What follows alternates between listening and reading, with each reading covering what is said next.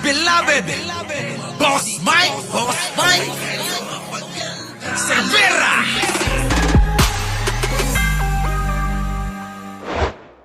Alin yung Boss Mike? Ito, pasok. Kapapasok lang na balita, binaril ang mayoral candidate na si Kerwin Espinosa sa gitna ng kanyang pangangampanya sa pagkaalkalde ng Albuera, Leyte. Patay, mga kababayan, hindi ho patay ha.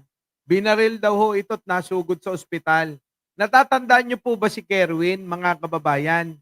Ito pong si Kerwin, ito po yung tumistigo po labang kay De Lima. At kalaunan ho, mga kababayan, umabot po ang taong 2024, lahat ho ng sinabi nito si Kerwin, abay hoy binaliktad. Opo, binaliktad. At sinasabi nga niya, mga kababayan, na talagang yun ay pinilit lang ho siyang magsalita.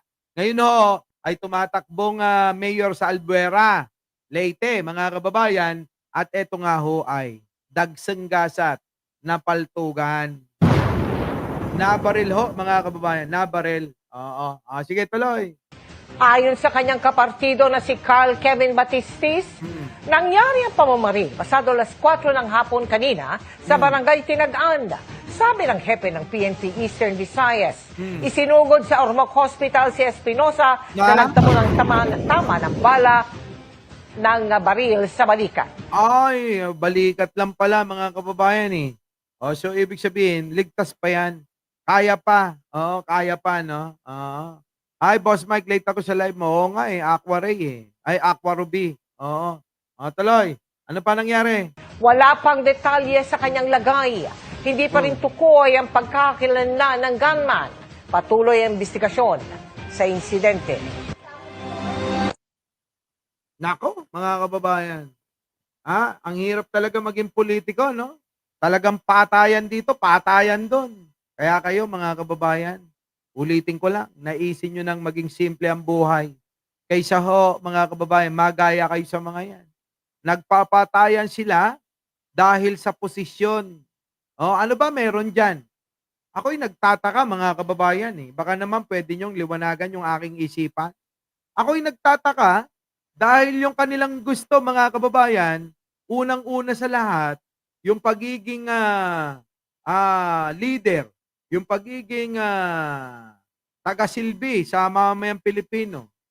Aba, mga kababayan eh, obligasyon ho yan eh. Napaka-obligasyon yan, laking obligasyon ho yan. At una, sa lahat din, magkano lang ho sweldo dyan? Di po ba, magkano ho sweldo ng mayor? Lalo't sa probinsya. Di po ba?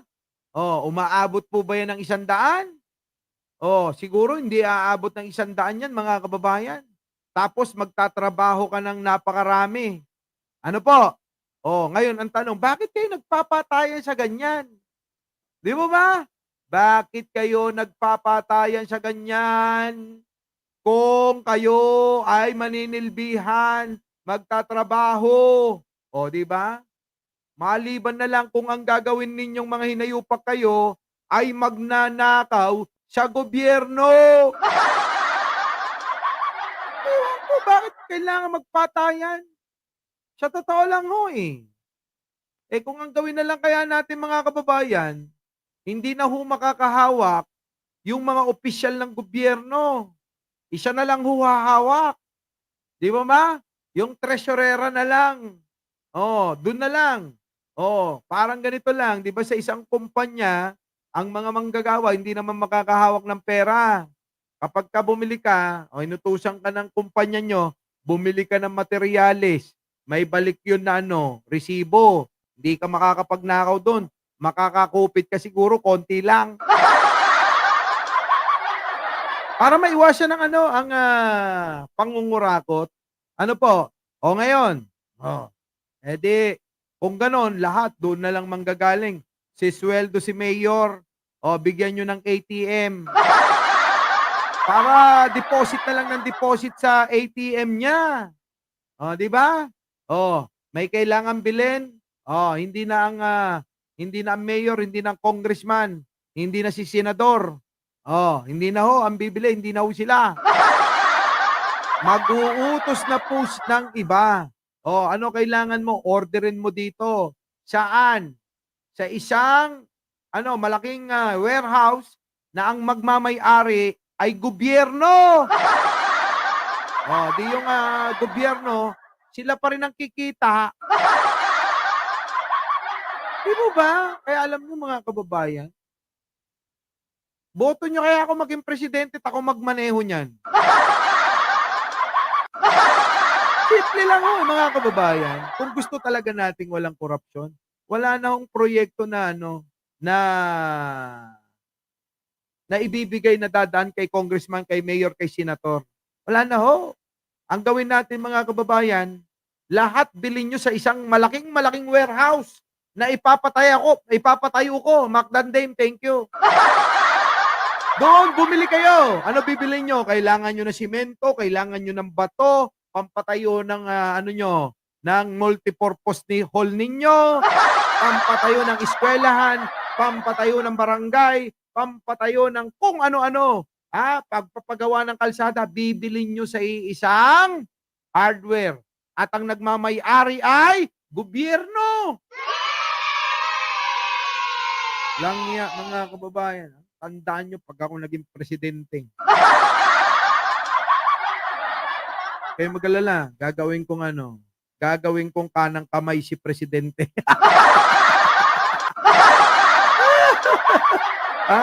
Alam nyo, ganun lang naman yan. Kung lahat ng mga malalaking kumpanya ay pag-aari ng gobyerno, alam nyo, malaki talagang kita eh. Di po ba? Ang gobyerno ay magnegosyo sa sarili niya. Parang ako. Oo, kapag may paupan ako umuupa sa sarili ko.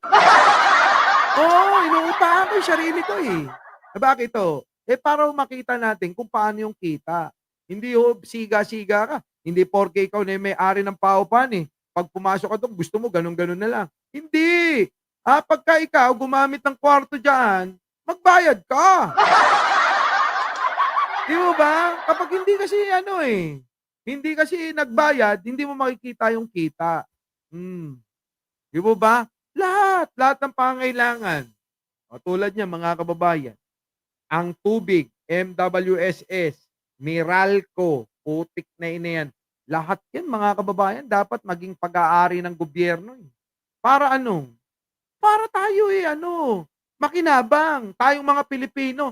Alam niyo po ba ang nakikinabang dyan yung mga investor na mayayaman? Kaya tuloy mga kababayan, huwag na kayong magtaka kung bakit yung mga mayayaman lalong yumayaman. Tayong mga mahihirap, kung hindi tayo magsisipag, hindi tayo yayaman. Yung mga mahihirap, lalong naghihirap. Kasi nga, ganun. Kung ako masusunod talaga, 100%. Inang nyo, kailangan nyong mag-ambag sa bansang ito. Kung gusto nyo talaga na mapaunlad dito, sama-sama tayong lahat, may sakripisyo. Magsakripisyo ang dapat magsakripisyo. Kung ayaw nyo magsakripisyo, sabihin nila, diktador si Mike Cervera. Diba? Pero kung alam nyo, sabi ko nga, pag-uusapan namin, kung si Digong lang total pumatay na rin siya, diba? Sana, mga kababayan, ginawa niya yung nararapat. Kaso hindi Sa pagpatay niya ng maraming mga Pilipino, ang ginawa niya, mga kababayan, yun din yung ginawa niya Nagnakaw din ng nagnakaw at ginamit niya lang yung pagpatay para mapagtakpan yung kanyang mga ginagawang kalokohan. Diba? Mga kababayan? Ngayon, eto. Ayan tandaan nyo yan yan yung nahuli nga. Ay, nabaril ho mga kababayan. Eto, tignan ninyo. Isang paalala lang po. Aling ka! Ayaw, di ma! Tandaan nyo yan mga kababayan. Yan si Bato. Panoorin nyo. Ikaw, sinungaling ka! Ayaw, di ma! Sir, Bato de la Rosa, sana po magbago na tayo na iwasan natin na gumagawa lang ng senaryo dahil sa politika na masira ang isang tao kasi hindi kalyado natin. Iwasan na po natin at wag na natin gawin na pilitin na gumawa ng kwento para lang mapin down ang isang tao. Ikaw, sinungaling. Kita nyo mga kababayan, eto ho yun nung nagbalik loob na ho sa tama si Kerwin kasi nga ho ginamit ho ni Bato yung kanyang yung kanyang mga testimonya para madiin ho lalo si Laila de Lima. Tingnan yung mukha ni Bato. Ka! Napakasinungaling mo! Gumagawa ka ng istorya ngayon. Yes po, Your Honor. Pinagmayabang pa kita sa komite. Salamat po. Dito maganda Ito yung sinasabi. Ayan, may pabulong-bulong pa mga kababayan. May pabulong-bulong pa si Bato rito. Tingnan nyo. Bago na tayo. Magbago na tayo, sabi rito. Sana po magbago na tayo Magbago na tayo. na iwasan natin na gumagawa lang ng senaryo. Gumagawa ng senaryo ng kwento-kwento ba? Ng kwento-kwento. Yan ho yung si Kerwin. Yan ho yung nabaril, mga kababayan. Ito ho yung binaril. Dahil sa politika na masira ang isang tao kasi hindi kalyado natin. Iwasan na po natin at wag na natin gawin na pilitin na gumawa ng kwento. Ayun na nga yun Pinaikot-ikot mo lang basta gustong sabihin ni Kerwin, mga kababayan wag na ho tayong gumawa ng mga kwento-kwento na makakasira ng ibang tao, nang ikakapahamak nila tulad ni Laila de Lima. Dahil yun yung ginawa nila mga kababayan Pinahamak talaga nila Bato, nila Digong, si de Lima, kaya nga nag-sorry. Ito, pasok. Lahat humihingi ako ng kung ma'am, kung nagsubaybay ka ngayon sa hearing dito sa Quadcom, patawarin niyo po ako na nadala sa na uto-uto sa panahon na yon. Nang uto-uto. Sige, tuloy. Na idamay ka po na walang katotohanan naman. At ang picture na yon, nagkataon lang na pumasyal ang pamilya ko sa baybay at nagkita tayo. At nagpa-picture ako. Yun ang ginawa nilang ebidensya. Ma'am, taos ko sa kaloob-looban from my heart. From the bottom of my heart. Sige, tuloy. I ask, sorry. Sorry talaga po, ma'am. Ayan. At kung ano mang plano mo sa ginawa kong buhat-buhat o Pagsisinungaling. Pagsisinungaling yon. sala o kalambigitan sa droga. Ginamit ka. Pinagbintangan ka tungkol sa droga. Kinamada ni Digong yan, mga kababayan Si Digong ho ang kumamada niyan. Wala na hong iba. Di po ba? Itong sila Bato, sunod-sunuran lang kay Digong yan. Sila Bongo, sunod-sunuran lang yan. Kung ano yung sinasabi ni Digong, yung po yung ginagawa nila Bato.